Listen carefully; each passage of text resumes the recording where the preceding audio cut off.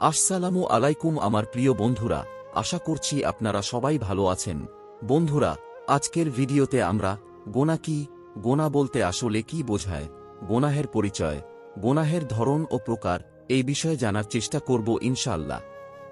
গোনা মাফ বা ক্ষমা লাভের অন্যতম উপায় হল তাওবা, ইস্তেগফার, দোয়া ও আমল। এই রকম অনেক বর্ণনাই দেখা যায়, কিন্তু গোনা কি, গোনা বলতে আসলে কি বোঝায়? গোনাহ সম্পর্কে অনেকেরই ধারণা নেই। অনেকে এমন অনেক কাজ করে সেগুলো যে গোনাহের কাজ সেটি তাদের জানা নেই, সে কারণে গোনাহের পরিচয় জানা আবশ্যক। তো আমার প্রিয় বন্ধুরা, আসুন জেনে নেয় গোনাহের পরিচয়, গুনাহের ধরন ও প্রকার সম্পর্কে। গোনা কাকে বলে?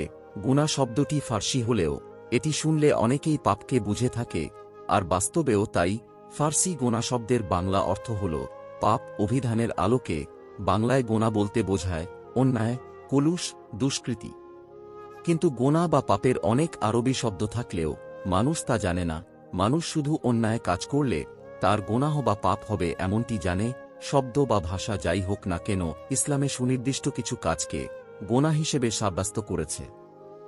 আর তা হল আল্লাহ ও তার রাসূলের যে কোনো আদেশ পালন না করা, নিষেধ থেকে ফিরে না থাকা, তাদের আদেশ নিষেধের বিরুদ্ধাচরণ করা।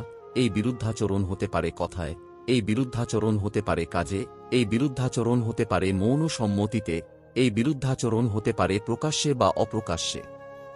গোনাহের ধরন। দুনিয়াতে যত গোনা আছে সব গোনাহকে দুই ভাগে ভাগ করা হয়েছে: বড় গুনাহ অর্থাৎ কবিরা গোনাহ, ছোট গুনাহ অর্থাৎ সগীরা গোনা। আল্লাহ ও তার রাসূলের যে কোনো আদেশ নিষেধ অমান্য করাই হচ্ছে কবিরা গোনাহ। অনেক সময় এসব কাজ মানুষকে ইসলাম থেকে বের করে দেয়।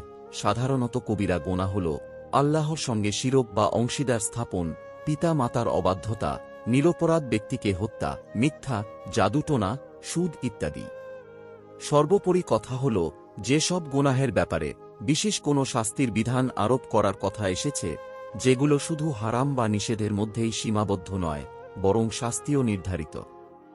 যে গোনাহগুলো বড় গোনাহের অন্তর্ভুক্ত নয়, সেগুলোই সগীরা বা ছোট গোনাহ।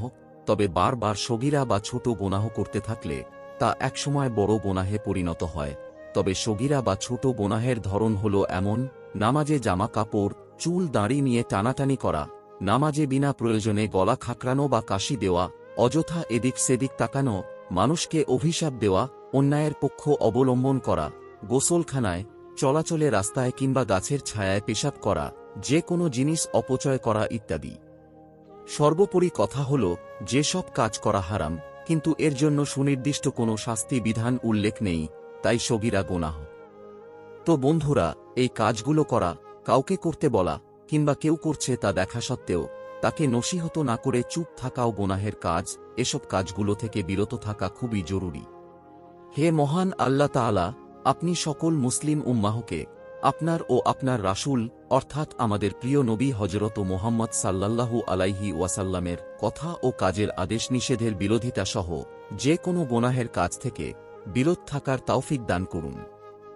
হে মহান পরম করুণাময় আল্লাহ রাব্বুল আলামিন, আপনি আমাদের সবাইকে বেশি বেশি আপনার ইবাদত ও বন্দেগী করার তৌফিক দিন। আপনি আমাদের সকলকে 5 ওয়াক্ত নামাজ পড়ার তৌফিক দান করুন। হে মহান আল্লাহ তাআলা, আমাদের সকলকে সঠিক বুঝ দান করুন। আপনার দেখানো পথে চলার তৌফিক দান করুন। আমিন। তো বন্ধুরা, আমাদের আজকের এই ভিডিওটি এখানেই শেষ করছি। ভিডিওটি যদি আপনাদের কাছে ভালো লেগে থাকে তাহলে একটি লাইক করবেন এবং কমেন্ট করে আপনার মূল্যবান মতামত জানাবেন। আর এমন ধরনের ইসলামিক নতুন নতুন ভিডিও পেতে আমাদের চ্যানেলটি সাবস্ক্রাইব করে পাশে থাকা বেল বাটনটি প্রেস করে রাখুন। তো সবাই ভালো থাকবেন, সুস্থ থাকবেন। আল্লাহ হাফেজ।